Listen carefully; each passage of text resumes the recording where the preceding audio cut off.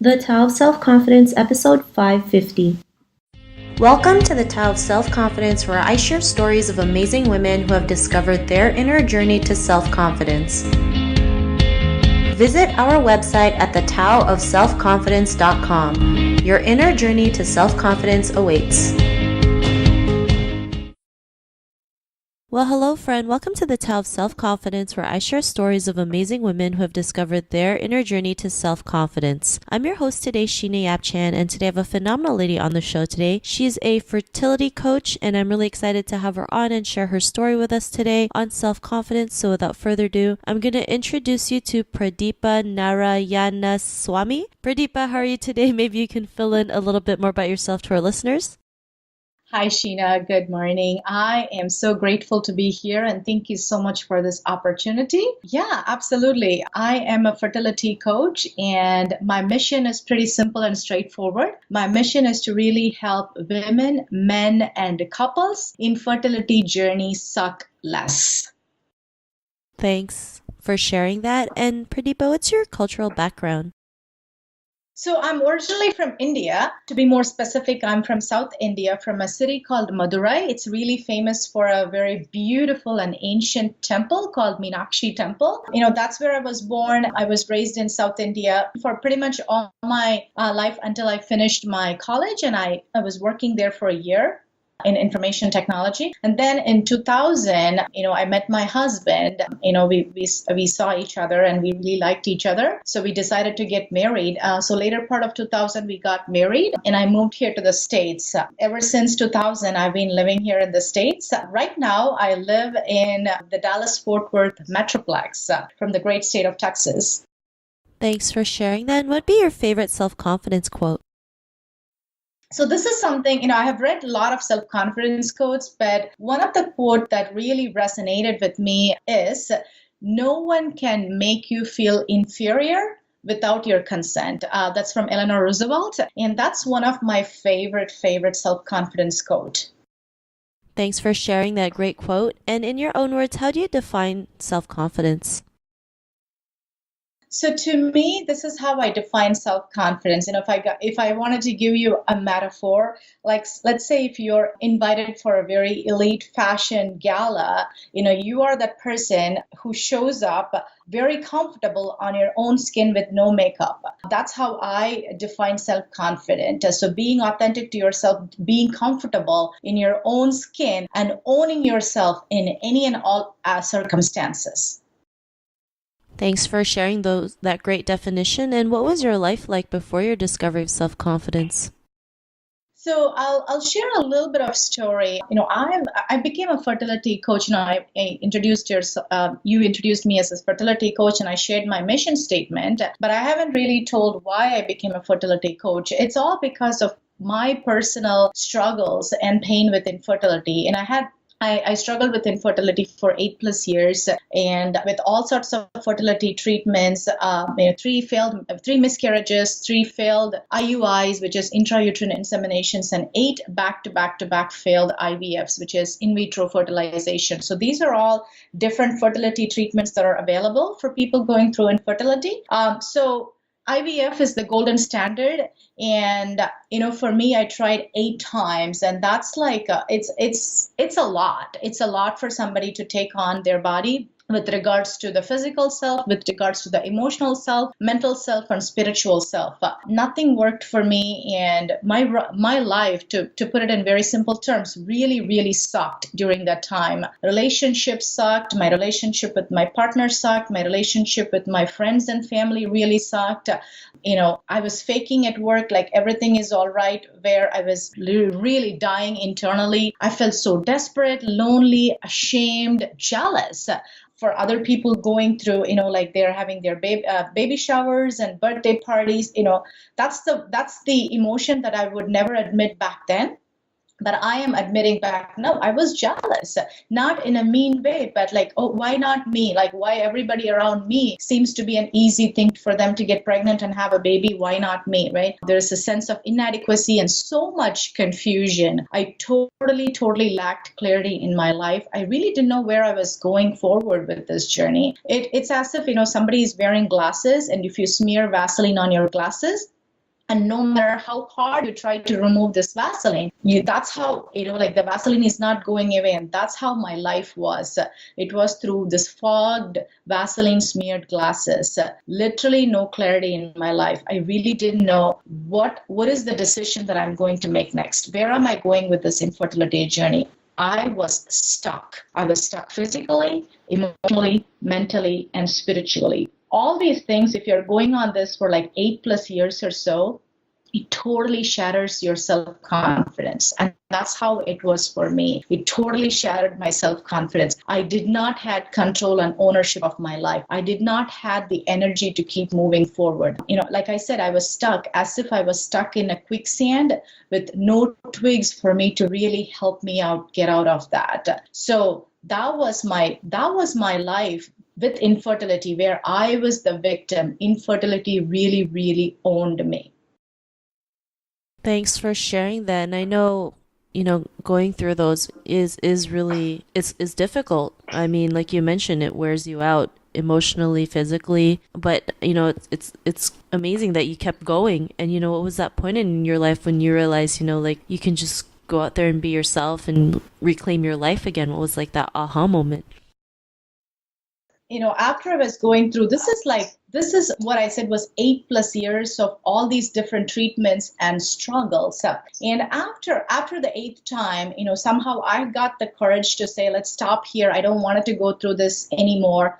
And we decided to go with the adoption route. So that's the path that we chose. But even after we stopped, Sheena, it took me 3+ years to really get over myself, to really, truly move on. My thoughts were still lingering into, man, I did everything I could. I committed to this. It's not like I gave up after the first try or the second try. I went on and on and on. I was so optimistic about this. I gave everything to this fertility treatments. Yet, there was no success in this, right? So it took me 3 years to really get over that fact and truly, truly move on with that, move on with my life. And this day, I still remember this. Sheena, I was at a technology conference, and this woman, I don't know what she was presenting, and I was sitting as an attendee, and I don't know what her topic was, but something she said like really made me sit up straight and gotten more curious. She used the word passionate listening. And the definition of passionate listening goes like this: if we would only listen with the same passion that we feel about wanting to be heard. I'll repeat that again. If we would only listen with the same passion that we feel about wanting to be heard. And that is a great, great quote by Harriet Lerner. She's an amazing person. She's an author, she's a psychologist, she's a speaker, she's a well-known person. She has written a lot of books, Dance of Anger, Mother's Dance, Marriage Rules, ton of books, amazing person. But her quote really, really resonated with me. I didn't know why at that time.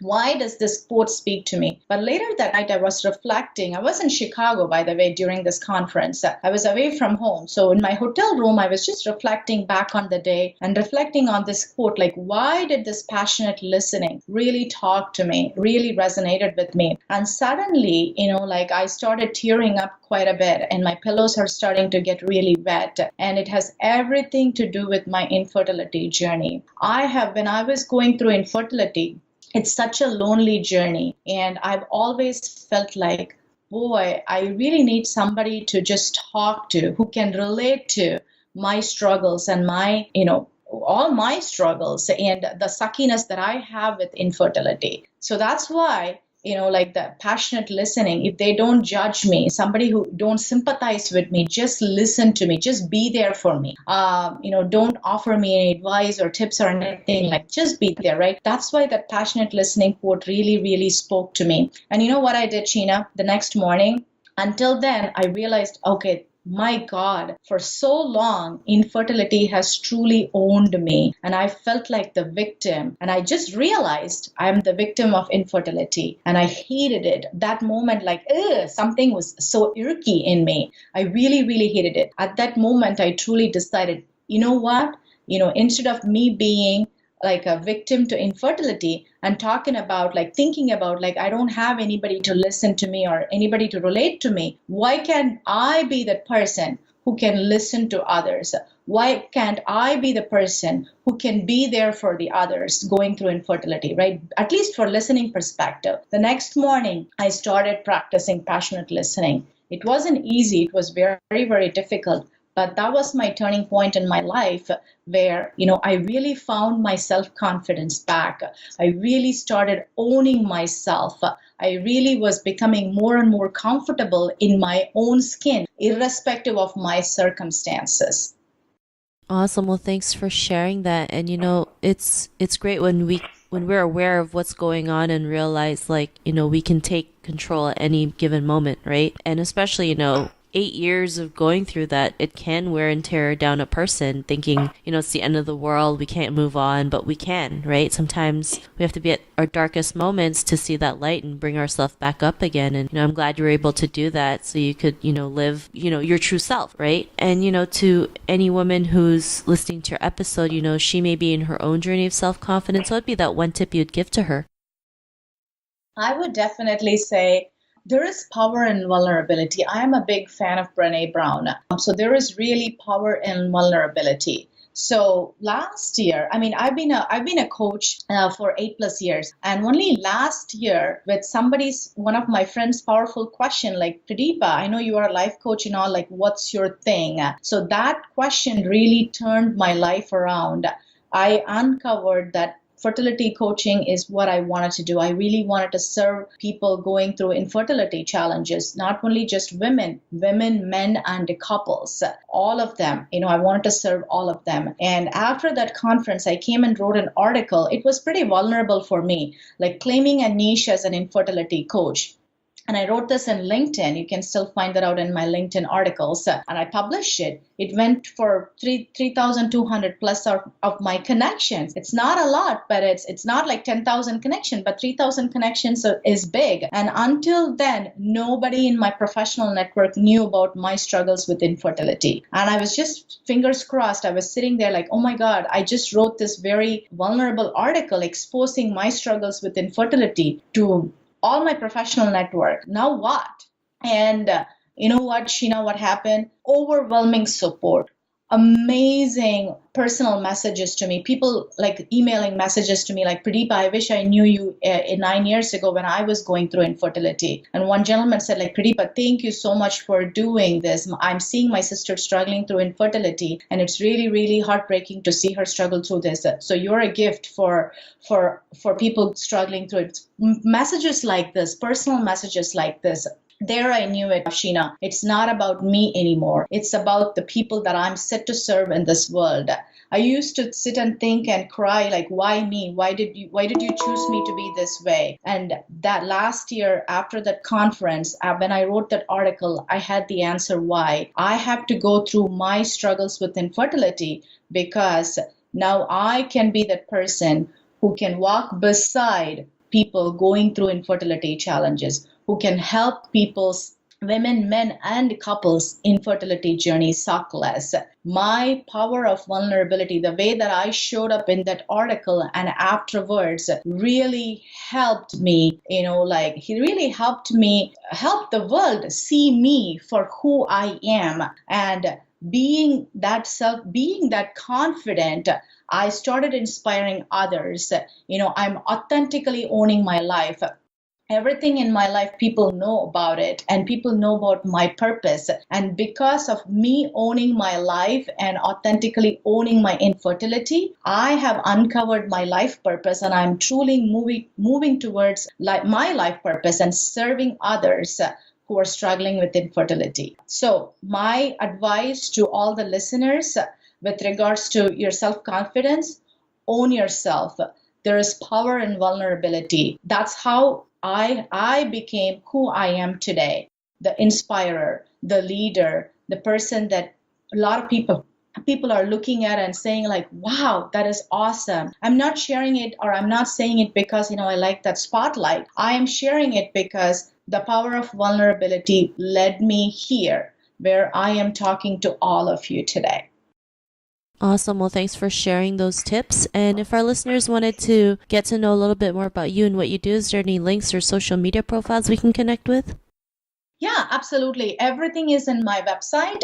It's www.lives, Lives-transformed, transformed.com. It's lives-transformed.com. Thanks for sharing that. And to our listeners, if you want to connect with Pradeepa, you can also head on over to thetowofselfconfidence.com and search for Pradeepa's name. Her show notes will pop up along with everything else that we talked about. And I just really want to thank Pradeepa today for taking the time to share her story and tips with us on self-confidence. So thank you so much, Pradeepa. Thank you so much, Tina. I really appreciate the opportunity. Not a problem. It was really great having you on the show. And to our listeners, be on the lookout for another new episode of another amazing woman's journey to self-confidence. And we'll talk to you soon. Bye for now. Thank you for tuning in to another amazing episode of the Tao of Self-Confidence. Want to learn how you can use podcasting to market your business? Download your free report by visiting our website at thetowofselfconfidence.com. Your inner journey to self-confidence awaits.